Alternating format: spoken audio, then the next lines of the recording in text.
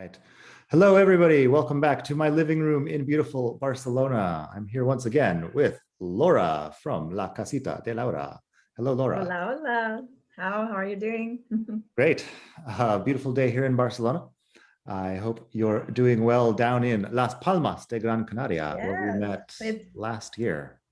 yeah, here it's beautiful and it's Friday already, so I'm getting ready to go out and maybe go to a bar and start the weekend. Great. Yeah. So, well, you're a Spanish teacher down there. This is the third video we're making together. We've got one about coffee, how to order a coffee in Spanish. We've got one about words that change meaning when they change gender, which is a good one. And you should Yes. definitely check those out here on my channel. Did you put the other ones on your channel? Yes. Okay, so people can check out Laura's channel also called La Casita de Laura, or? Yes, La Casita de Laura on YouTube, and you can find me on Facebook and Instagram. La Casita de Laura Learn Spanish. Great. So you can get all of this wisdom from Laura, either here or there or in many other places online. Or online. Yeah. So today we wanted to talk about beer. Yes. Yeah. Who doesn't like beer? I can think of a few people, but generally a lot of people like beer. Cerveza. La cerveza. Yeah. And yeah, la cerveza. So I guess, I don't know. Although my pronunciation is slightly different from yours. I guess I have the Canarian accent or Latin American accent also. What do you say? So I say cerveza. So it's like You don't do the cerveza. We don't. I don't do cerveza. That's so weird for me. Okay, no, and I'm probably pronouncing it a little bit wrong, but you know. No, it sounded right. But like a mainlander would say cerveza. Mainlander. Yeah, I definitely have the mainland accent. So if you're ever down in the Canary Islands, Laura is down there, you can say hi to her, but the accent down there is a lot of fun. I always thought that these accents were a little bit strange when I would hear them in Madrid, but when you hear them in their natural environment, it actually sounds really nice. Like when I traveled to Sevilla, for example, if you're in Madrid and everybody's speaking with a Madrid accent and suddenly un Sevillano walks into the room, it's like, oh, that's silly. But if everybody's speaking that way, you get used to it really fast and it sounds just beautiful. So yes. Yeah, also the Canary accent. So I guess you could go to a cerveceria for cerveza. And in that case, the spelling changes. Cerveceria has a C at the beginning and also a C towards the end. Yes. The Z changes to C, and that's a phonetic and orthographic thing we could talk about another time. But let's talk about how to order beer because, well, there's different ways of ordering beer in different parts of Spain, I'm sure, but generally we've got, some similarities between regions, and we can learn some vocabulary about how to get your beer on, as they say. So first, the general thing would be una caña, right? Correcto. Or cañita, depending on how you feel. Una cañita or una caña. I would never say cañita. But you most likely are going to get the same. I've tried to get like cañita, can I get like a smaller version of a caña? And they're like, yeah. No, a lot of people, smaller version of a caña. Well, in Madrid, the typical caña is even like smaller than this, I think. It's like a chato. Real small. A chato is like, also like kind of like a flat glass. That depends. It's also used for wine. Yeah. But it's like, it's the same shape, let's say, but instead of like tall one, like chato. Yeah, chato you can like get some flat. really small beers in Madrid if you want, but a lot of places now are doing una caña is like bigger. It's the same size. It's 33 centiliters. Correct. I believe. So, when you come from the US and you come to Europe, you might be very disappointed about the portion sizes on everything. Beer would be one of them, that if you're in the US and they give you a beer that's like this tall, you're probably going to be like, eh. But here it's normal. keep in mind that we drink our beer cold. Because if you order a large beer, Yeah. it gets warmer faster. Yeah. Different So- countries are have different expectations about temperature also. So True. yeah, una caña bien fría, you could say. Yes. Sometimes you could order a doble that if the bar has like a small caña, then the doble would be a bigger caña, Oh, okay. for example. That's at least it's a thing here on the mainland. And then we have cerveza de grifo. Correct. Yeah, so what's the Correct. grifo? This is the tap. Yeah. So when you want a beer or draft beer.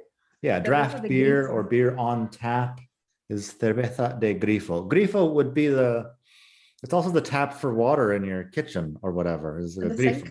Mm-hmm. It's not like the sink is the whole basin, I guess. The Yes. grifo is just the tap, right? Correct. Or in the shower, that's also a grifo potentially. El grifo de la ducha. También. Yes. Yeah, okay. We use So the same. it's a tap in general. A tap. Okay. You can also call that possibly cerveza de barril, right? Yes. Okay, so un And cerveza they de need to barril. change it constantly when it gets when it Yeah. finishes. Yes. Yeah, the barril is the keg, is specifically the word we have in English, which is, it's specifically a barrel for beer is a keg. Then you have cerveza en botella. Sí. So, O botellín. yeah. Es más pequeña, that is slightly shorter or smaller. Yeah, I wanted to ask you about that. Bottellon is generally going to be 25 cl, I believe. Yeah. It's a very small bottle. What do you call the slightly bigger bottle? Than a botellín. Yeah. I think that would be a botella. Just botella. You don't have a specific word. In Madrid, we call it No. un tercio. Oh, okay. Yes, we do have un tercio. So botellín, tercio, botella. Correct. Yes. Well, but tercio, because it's the 33 cl, it's the third of a liter, is un tercio. Correcto. Correcto. I forgot about that one. Here in Barcelona, I've tried ordering un tercio. They don't do it. They call it a mediana. And possibly... See, I didn't know that. The word in Catalan is like mitjana or something. Okay. And I've tried ordering it in Catalan and they just kind of look at me funny because I'm probably saying it completely wrong. But yeah, una mediana, or a lot of times you just order by the brand. Sí, correcto. Sí, una Mau, una Cruz Campo, Una una Mau, Estrella. una Cruz Campo, una Estrella de Galicia is the one that I like. Mi up favorita. Here. You like Oh, that you one? too. That is Yeah, mi favorita. I honestly don't think there's a big difference between these beers. It's just I like the design of the Estrella de Galicia. There is. You can try Cruz Campo, Mau, and Estrella Galicia, and they all, to me, they taste completely different. Okay. Yeah. Yeah, so those would be in the bottle. Mau is the typical brand in Madrid. It's just the one that you know, La Cerveza de toda la vida in Madrid. Sí. Cruz Campo is the brand from Andalusia, right? From the south. Correcto. Sí. And then up here in Barcelona, the typical thing is Estrella. Dam. Estrella Dam. Sí. I think it's Estrella made by the company Dam, but usually you just call it una Estrella. And if it's Estrella de Galicia, that's a different brand, I guess. Yes. What's the typical beer down there? Tropical. Tropical, of course, yeah. Yeah. And then we have another brand, Dorada. So before Tropical was the beer from, let's say, Gran Canaria, and then Dorada was from Tenerife, the other island across the ocean. And then the company just fusioned. So now it's different types of beer, but same company. Okay, the companies merged is the word that we use in English for that. Merged, correct. Yeah. So a lot of regions of Spain will also have a regional beer that you might not find in other places. Alhambra is one also from Andalusia, but it's also getting more common in, you know, other parts of Spain also. You can sometimes order Untubo, possibly. Oh, never heard of that. You never had Untubo? I don't know why you would need this. It's just the same. I think technically it's called a highball glass. It's a beer. It's a little bit bigger than a regular Cana maybe, but it's just a taller glass. Like a German, like the German kind of glass, like Well, nothing the that beer glass? fancy. No, it's just a straight cylindrical glass. I don't know. Oh, maybe the ones that we use for cubata, like for Cuba Yeah, Libre. exactly. Yeah. Okay, like a long drink glass for us. Yeah, I think Okay. officially the word is a highball glass, but I'm not really an expert on cocktails. So yeah, Okay. Untubo, and that's at least in Madrid, people might order beer that way, and God knows why, but it's an option. What about un mini? Oh, no conozco un mini. You don't have mini down there, so a Oh, mini we call it different. We call it Cuba Litro Cuba Litro. or Yeah. maceta. I've heard also Maceta. Okay. because it looks like the Yeah. maceta for the flowers for the plants. Yeah. It's a 1 liter plastic cup. 1 liter clear plastic cup. When I was a God, I'm embarrassed to even admit this, but when I was a young person back in Come on. Madrid, back in the day, we would go to Lavapiés, me and a bunch of anti-system Tus types. amigos. Ah, Yeah, rebeldes. with the Italian girl that I liked and the French girl who I also liked, and then the bunch of guys with like the dreadlocks and stuff. And we would get a mini de mojito for about 10 De euros. mojito. Yeah, we would get a 1 liter mojito, and it's basically it's rum and sugar and lemon juice and soda water and something. And hungover. Mhm. Yeah, well, and we would go and we would buy one among the whole group, and we would like drink a little bit and pass it. Perfect for COVID season. Yeah, there's so many things that with the COVID pandemic, like I can't believe we used to do that. It seems so unhygienic, but yeah, so we would just pass around a liter of mojito, and we would just stand there in the street, and this was legal in Madrid 15 years ago to just stand around in the street and drink out of a plastic and do cup. botellon. Yeah. That's another term that we need to share with everybody here. Sure. Botellon. Bottellon. Yeah, this is still so here in Barcelona now, because we're just hopefully nearing the end of vaccination season and the pandemic. So the police are also still breaking up every time people are having a botellon on the street. It became illegal several years ago, I guess, at least in Madrid. But yeah, there's botellon, areas, there's sections, at least in Las Palmas, there's sections in which you could do, you could gather with people to drink outside, but you can only do it in those specific areas. Yeah, the botellon. And then at a certain time, you need to like head out, like leave. Yeah, the botellon is you're just basically drinking in the street. You're not at a bar or anything. You're just kind of hanging out on a street corner, and people will sit around, and it's a lot of fun if you're a young person and drinking minis or cubalitros, as we call it, or like Kalimocha, for example. Kalimocha, we were going to talk about. Yeah. Yes. What is Kalimocha? Straight to it's cheap wine with Coke, but cheap wine. Yeah, we'll do another video about wine one day, and we'll talk more about that. But it's not quite as bad as it sounds. It's another thing. No, it's okay. It's okay. It's okay. I mean, and some people add a bit of lemon to it, so it's not so rough. Yeah. But yeah. Yeah. Okay. So the botellon is the event where you go and you're with people and you're drinking out on the street. What then do you call the larger bottle that you might get a 1 liter bottle at a supermarket, and you can sit there and drink that? Oh, of what? Like a 1 liter bottle of beer? Of beer? Litrona. Yeah, sorry, you got me. Litrona. I was thinking about like Calimocho, and I was like, oh. No. Litrona, una litrona de cerveza. Yes. Yeah. Yeah. A lot of times the suffix ona does not sound very positive. It's normally, ono or ona, it could be like negative or like big also. Yeah, it's like big, una casona could be like una casa grande. Una casona. Yeah. Un casoplon. We were saying years ago for Pablo Iglesias, and he bought his casoplon. Like a huge house. Yeah. Uh, completely different story. But yeah. Okay. So we've got Kanya, we've got Tubo, we've got Mini. There's also Oh, I Hara. forgot Hara. Yeah, Yeah. I was gonna say, you're in my mind. So we forgot Hara, which is similar probably to a pint. It's the closest to a pint that you may find in Spain, Yeah. right?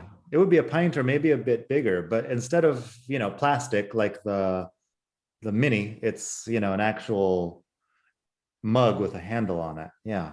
Yes. A stein, possibly, you would call it. That's a Hara.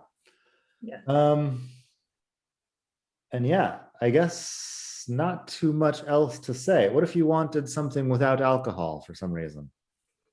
Sin alcohol or cero. You can say una, I don't know, like Mau has zero.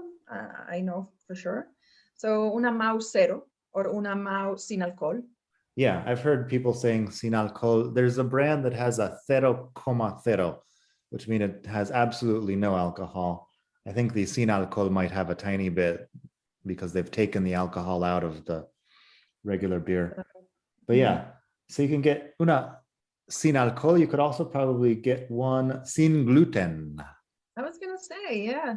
These days, it's possible for celiac people to drink beer. That's awesome. Yeah, I don't think it's super common. Like I go to places and I see people walk in and ask for sin gluten, and some places have it and some places don't. But I guess it might be getting more common. Anything else we should say about beer?